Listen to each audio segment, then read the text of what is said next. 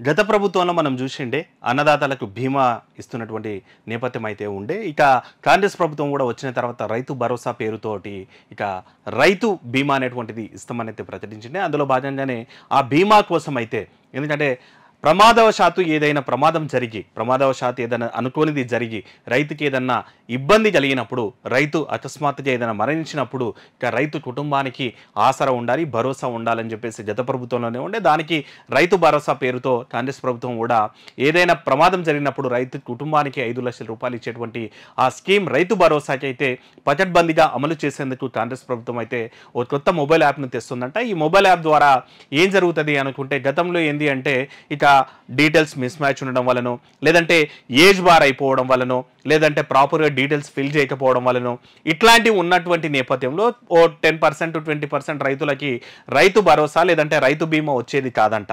So అట్లాంటిది కూడా లేకుండా, ఎందుకంటే రైతు అంటేనే కష్టపడేటోడు, రైతు ఆబ్సెన్స్లో ఆ ఫ్యామిలీకి 5 లక్షల రూపాయలు వస్తే ఆ ఫ్యామిలీకి భరోసా ఉంటుంది.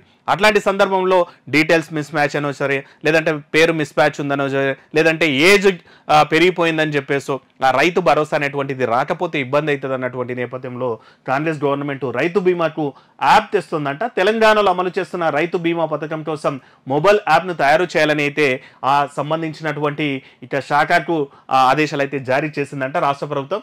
సాంకేతిక సమస్యలు నివారించి పథకాన్ని సజావుగా అమలు చేసేందుకు దీన్ని రూపకల్పన చేస్తున్నారు.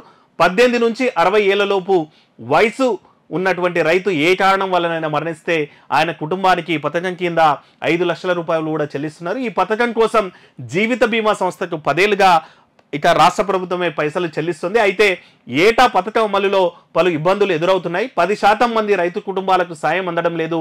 వయో పరిమితి సమస్యకు తోడు ఆధార్లో అచ్చుతప్పులు, నామినీ పేర్లు సరిగ్గా లేకపోవడం, మరణ ధృవీకరణ పత్రాలు సకాలంలో అందకపోవడం వల్ల ఇట్లా ఓ 10% రైతులకైతే రైతు బీమా అనేటువంటిది వస్తలేదంట. ఈ సమస్యలన్నీ తొలగించేందుకు యాప్ను కూడా చేస్తున్నారు.